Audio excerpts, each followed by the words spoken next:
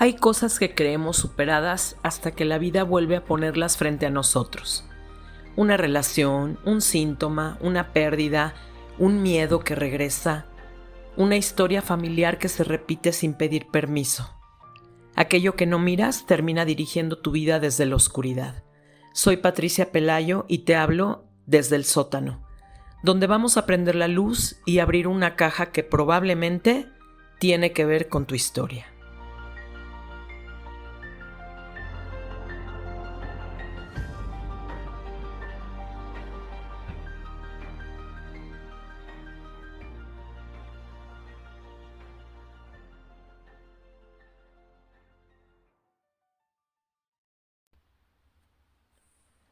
Hay algo que solamente comprenden los que han vivido una relación de violencia.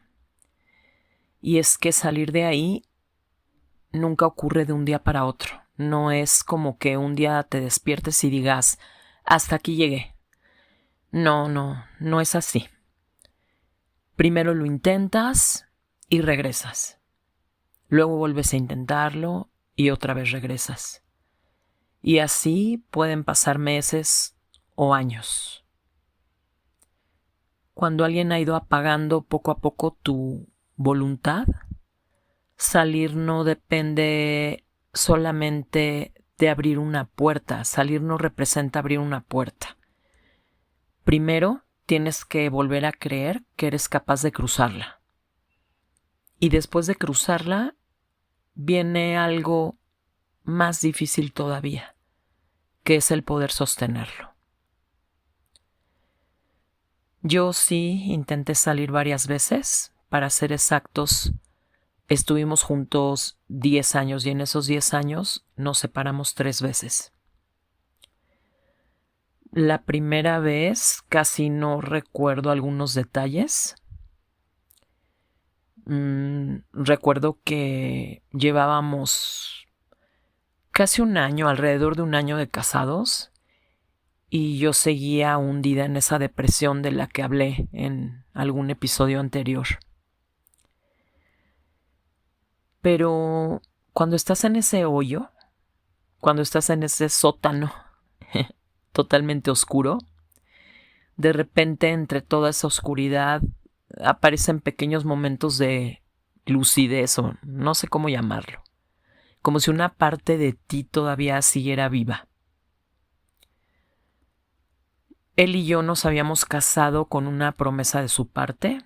Él me había dicho que iba a apoyarme para terminar la universidad, incluso económicamente. Y cuando yo ya no podía más con la situación, le dije que quería regresar a la escuela, a la universidad. Y obviamente su respuesta fue muy clara. Yo no te voy a ayudar. Yo no te voy a pagar la universidad. Yo no te voy a llevar, no te voy a traer. Ni sé cómo le vas a hacer. Y yo creo que de todas las cosas que viví con él, esa fue una de las que más me dolieron. Fue una de las que más me pegaron. Porque él sabía perfectamente que esa era la razón por la que yo había accedido a casarnos. Sabía lo importante que era para mí el terminar mi carrera y primero utilizó ese sueño mío para convencerme de casarnos y después me lo quitó. Así tan sencillo. Eso para mí fue la peor traición. Y aún así me quedé callada, no hice nada. No fui con mi papá a decirle, papá, necesito tu ayuda. No porque él no hubiera podido ayudarme, sino porque, uno, yo no sabía pedir ayuda. Y dos, no existía esa posibilidad dentro de mí porque pues nunca había sentido a mi papá como un apoyo, nunca había tenido esa relación así cercana con él. Entonces, pues la posibilidad de regresar a la universidad se esfumó. Quedó descartada y eso me deprimió todavía más. Entonces, una de mis primas tratando de ayudarme. Ella trabajaba en una agencia de viajes y un día me dijo, vente a trabajar conmigo. Total que me convenció y fuimos a la entrevista con su jefa, pero la verdad es que en ese entonces yo estaba muerta de miedo, seguía siendo una persona terriblemente insegura, porque además pues no sabía absolutamente nada de agencias de viajes. Total que su jefa pues me entrevistó en inglés y me dijo, no importa que no tengas experiencia, el inglés ya lo tienes, eso es lo importante, eso es lo que estoy buscando y lo demás se aprende. Y quedamos en que iba a empezar a ir a entrenamientos, básicamente. Así que por primera vez en mucho tiempo sentí que alguien veía algo valioso y útil en mí. Prácticamente pues ya tenía el trabajo, así que cuando llegué a la casa se lo dije a él. Y entonces él hizo algo que ya era un patrón de comportamiento en él, ya había sucedido varias veces. Cada vez que él se metía en problemas que le podían traer consecuencias, se enfermaba. Era impresionante, pero le daba fiebre, le dolía algo, no podía levantarse, se sentía súper mal. Y entonces, obvio, todo el mundo dejaba de hablar del problema para empezar a cuidarlo. Y conmigo, pues, hizo exactamente lo mismo. Se enfermó. Y en ese entonces yo no me di cuenta, pero hoy lo puedo ver claramente, ¿no? Como yo también utilicé eso de pretexto para esconder mi miedo de no ser suficiente. Y en vez de encararlo y dejarlo ahí, le hablé a mi prima y le dije que no iba a aceptar el trabajo porque como él estaba enfermo, yo tenía que quedarme para atenderlo, porque era su esposa. Y mi prima me lo dijo en ese momento, te está manipulando para que no lo hagas. Pero fue más grande mi miedo y le dije, no, yo no me puedo ir y dejarlo así. Y me quedé. Y dejé pasar la oportunidad y otra vez me olvidé de mí.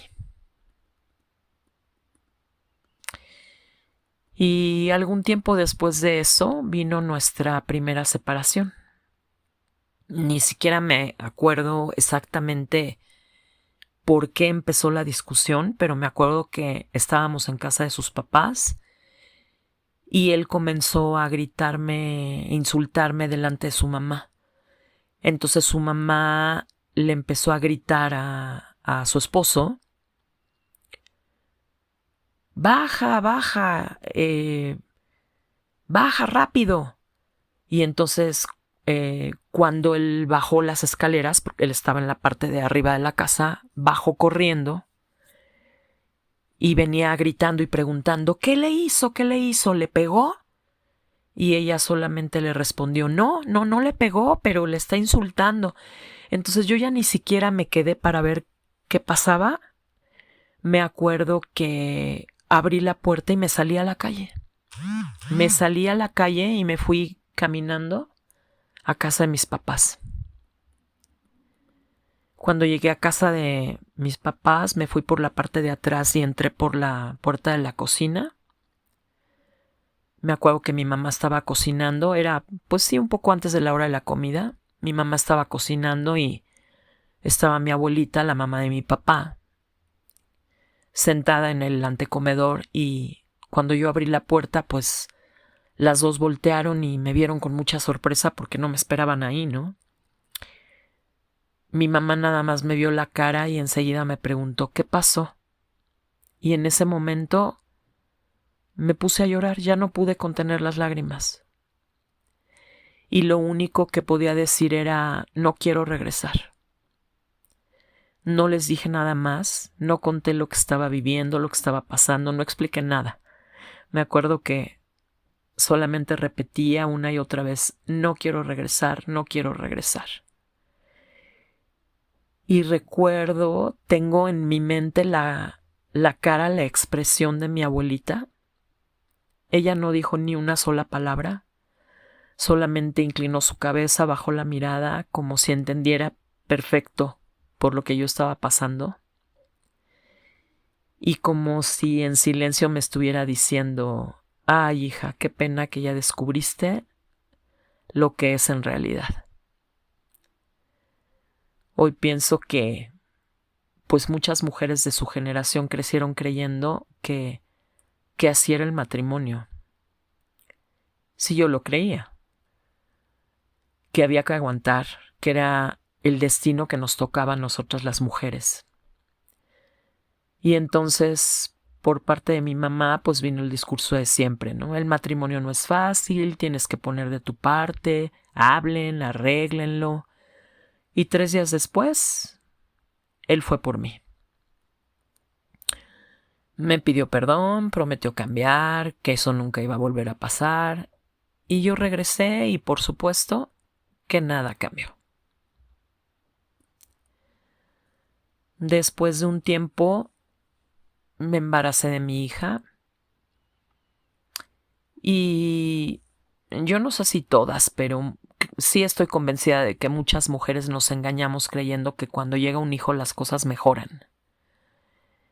Yo, en lo personal, yo sí me hice esa historia en mi cabeza de que ahora había un propósito, algo más fuerte que él y yo, y que eso iba a poder más. Pero en mi caso no fue así, como en el mismo caso de miles de mujeres como yo. Recuerdo que él se bañaba, se vestía para irse a trabajar, y pues yo embarazada, súper hinchada, con una panza enorme, y él volteaba, me miraba, me recorría con la mirada de arriba a abajo, hacía como una mueca de desprecio y me decía: qué fea estás, qué gorda estás, ¿ya te viste en el espejo? Y después volteaba, se miraba a él en el espejo y sonreía y decía: en cambio yo, mira qué guapo estoy. Y se iba. Todavía hoy me cuesta creer que alguien pueda disfrutar, porque él lo disfrutaba.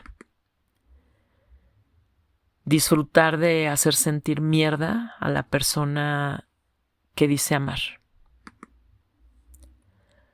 Hasta para ir al ginecólogo o a cualquier lado hacía las cosas más difíciles. Él tenía un coche, pero a todos lados se llevaba la camioneta de su negocio, que era una combi. Y bueno, o sea, a mí me costaba un trabajo del carajo poderme subir a la combi. Pero pues por supuesto que a él no le importaba, ¿no? Y si me costaba trabajo era mi problema, porque por supuesto que ni ayudarme a subir. Cuando nació mi hija, ocurrió otra cosa que también me marcó muchísimo.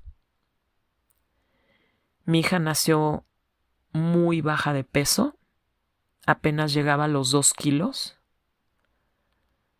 y no podía succionar. Entonces, pues no podía comer. Tuvieron que alimentarla por sonda y dejarla en terapia intermedia varios días. Yo estaba súper confundida porque todo el embarazo el doctor me había insistido en que iba a tener un bebé muy grande, porque tenía una panza gigante. Y cuando mi hija nació, pues resultó que lo que traía yo era pura agua y el bebé estaba chiquitito. Yo tenía mucho miedo, no sabía qué iba a pasar y lo único que pensaba era: por favor, que mi hija no se muera, que no se muera, por favor, que no se muera. Toda la familia llegó al hospital, la suya, la mía, y cuando estábamos todos ahí, de pronto él dijo: los invito a cenar a todos para celebrar. Y todos se fueron a un restaurante, y mientras todos celebraban, yo me quedé sola, llena de miedo, esperando noticias de mi hija, deseando noticias de mi hija y a la vez con pánico de recibir malas noticias. El doctor me dio de alta a mí, pero yo no me quise ir del hospital sin mi hija porque ella se tuvo que quedar una semana más hasta que subiera de peso. Y cuando por fin me la dieron de alta, nosotros teníamos un perro en el departamento y el pediatra me recomendó que la mantuviera lejos de los animales, al menos mientras ganaba el suficiente peso, porque si se enfermaba en ese estado, pues podía ser fatal para la niña. Entonces, pues la niña y yo nos fuimos a quedar unas semanas en casa de mis papás para tenerla lejos del perro. Así que, curiosamente, esos fueron unos de los momentos más tranquilos de toda esa etapa, porque pues él no estaba y solamente llegaba en las tardes un rato y se iba. Y yo solo quería ser mamá. Mi familia estaba, feliz, estaban todos vueltos locos porque era la primera nieta de toda la familia. Y entonces todos los días era como día de fiesta en la casa con la niña. La niña empezó a crecer, empezó a comer, a recuperar fuerzas, a recuperar peso. Y pues yo me sentía muy en paz. Hasta que pues ya llegó el momento de regresar al departamento y algo cambió dentro de mí.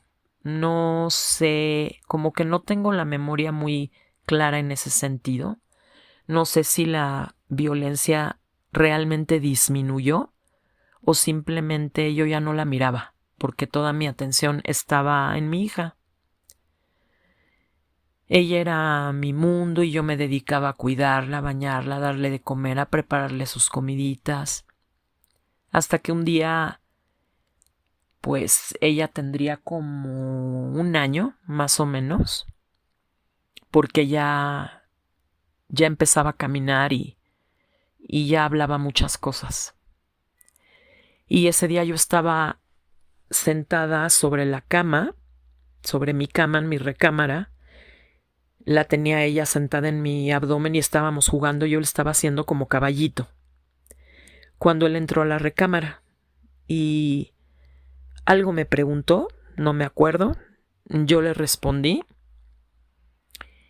y volvió a suceder lo que sucedía al inicio, cuando de la nada, simplemente por preguntarle, oye, ¿prefieres agua o refresco? Él me aventaba el plato de sopa en la cara. Así, de la nada, de repente se dio la vuelta y con todas sus fuerzas me dio una patada en el muslo. Entonces, pues obviamente yo me fui de lado y la niña también, y cayó de cara sobre la cama, sobre el colchón de la cama, y empezó a llorar. Y entonces en ese momento le grité con la niña, no cabrón.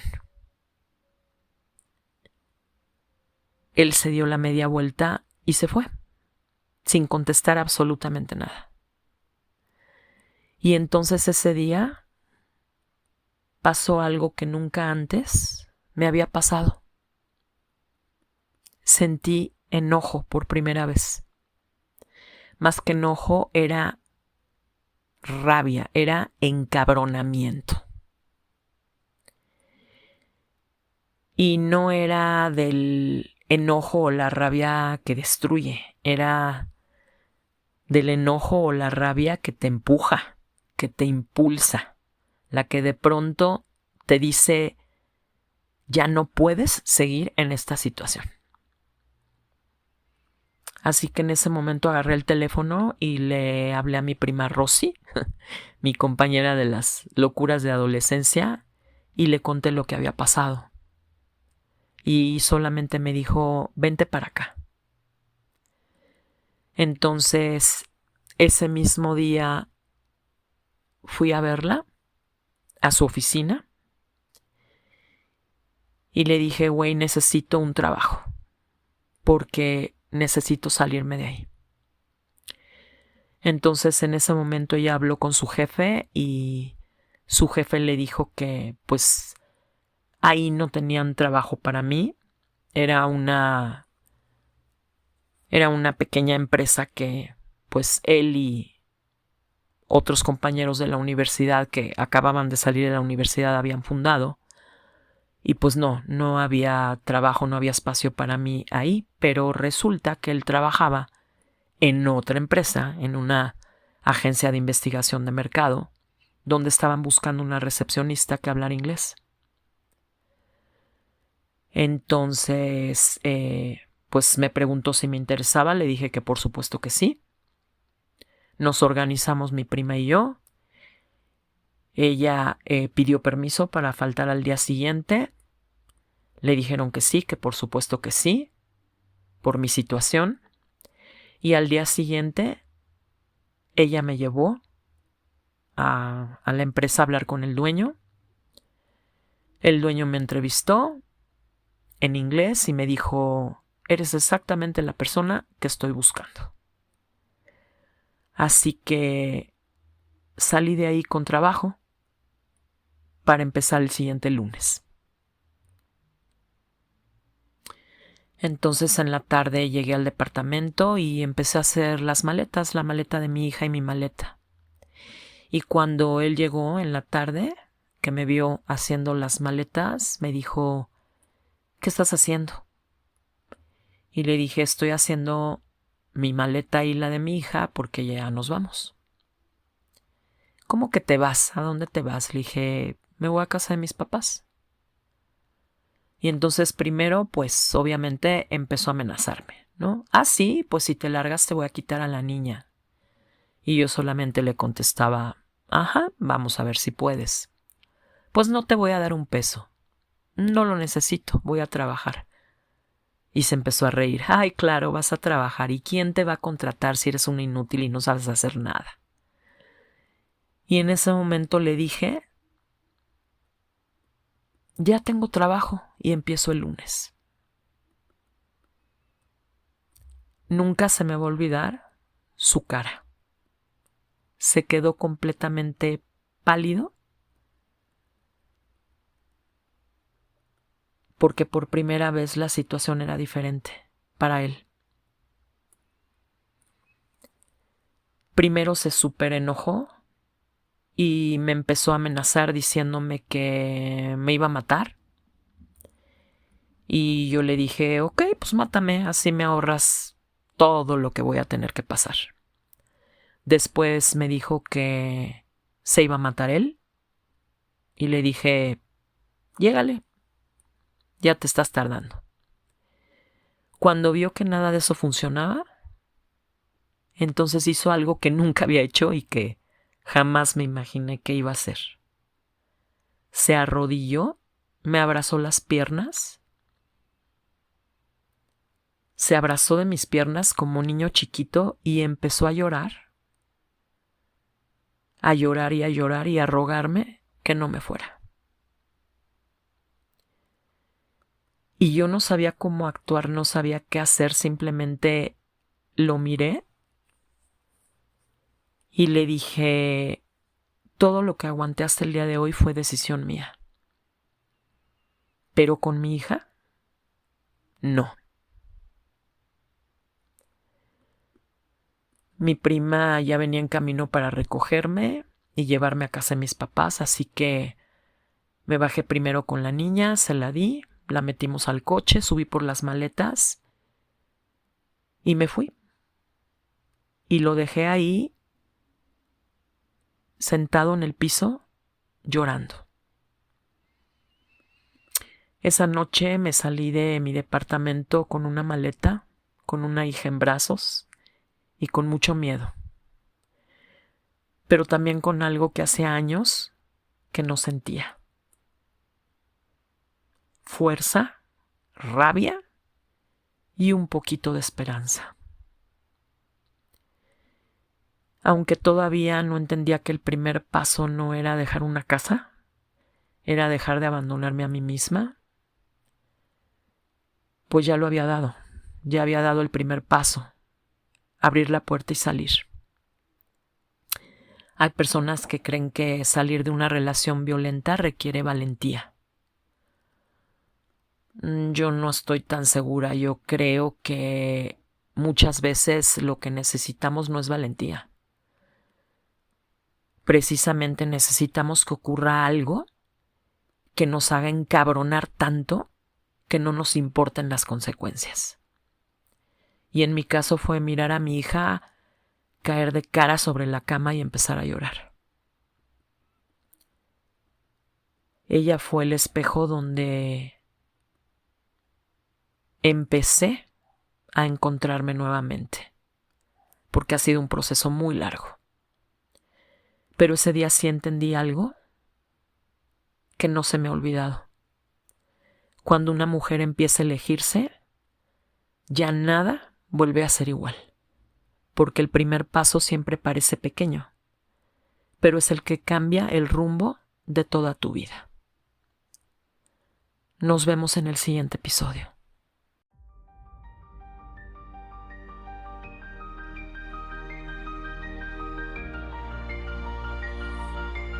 Gracias por acompañarme a mi sótano. ¿También encontraste algo que sanar en el tuyo? Si este episodio resonó contigo, compártelo con alguien que también necesite prender la luz en su propio sótano. A veces una frase, un recuerdo o una incomodidad son la señal de que una caja está lista para abrirse. Y si quieres seguir bajando conmigo, suscríbete al podcast y acompáñame en el próximo episodio, porque todavía quedan muchas, pero muchas cajas por abrir. Yo soy Patricia Pelayo desde El Sótano, el podcast que baja donde otros no se atreven.